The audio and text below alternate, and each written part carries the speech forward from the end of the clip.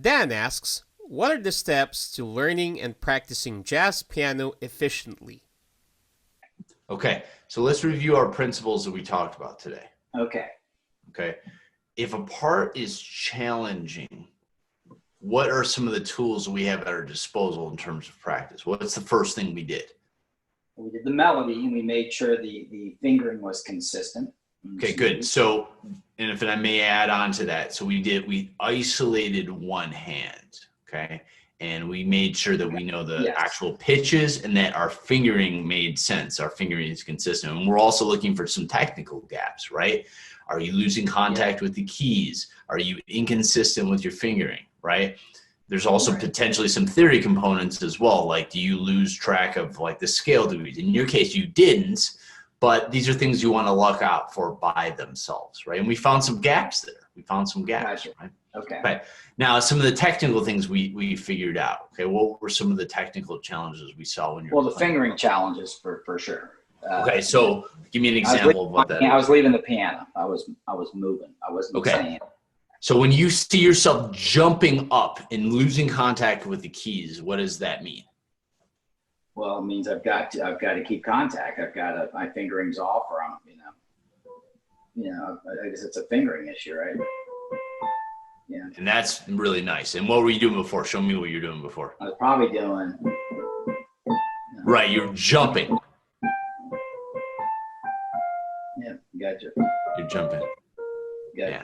Okay. So there's that. And then also there's the like, hey man, when you initially started the very beginning of the song, you were high in the keys. And then when it was all white notes for a couple beats, you drastically move lower in the keys. And what's the problem with that?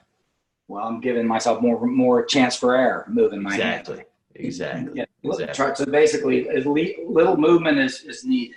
Yeah. Cool. Okay. All right. So do you watch the recordings again, and that's where you take notes, or do you want to write? I do. Yeah. I watch the recordings back, but I can take some. I got my, I can take notes on this easy because I got each song written down now, so I can. I usually go back, but I could, if you want me to put something down, certainly. I do. I do want you to write some stuff down because ultimately, man, I've got the best job and the worst job in the world. The best job in the world is that I get to talk about my favorite topic, jazz piano, all day. The worst job is I'm also putting myself out of business. I'm giving you the tools to make my job obsolete, right? Who does that? But I guess that's the teacher's role, right?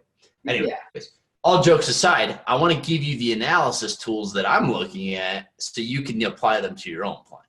Okay. So again, hands separately. Okay. We're looking at the right hand. Are you consistent with your fingering? Right. Do you know the scale degrees? Now, in your case, you're strong theoretically, but for a lot of students, that would be a problem. Okay. We're looking at, do you lose contact with the keys on jumps? Right. Don't lose contact. Yeah. Is there unnecessary motion that needs to be there? Inconsistent fingering. Gotcha. Okay. How do you know to do this, by the way? Like let's go even a higher level. Like how do you know to isolate separately the hand? Oh, I noted. Well, certainly when it's not working, I got to go back and isolate them and work it out. Yeah. You're like, okay, listen, I know my chords, like I know how to keep time. I've got a certain baseline level of talent here. No matter what the heck I do here, man, this is just not happening. I've tried it 9 different ways, 9 different times, and I just can't see what's going on. This is what you do. Okay. You bring that 10x or 100x microscope. Okay, cool. So that's the right hand by itself. Okay. Then the left hand by itself is, well, what are we looking for? Well, what we're looking for is voice leading. Again, back to no unnecessary movement. Correct. If you can, but still focusing 3rd and 7th. I don't have, I still want to keep 3rd or the 7th and the bottom and the bass and the bottom.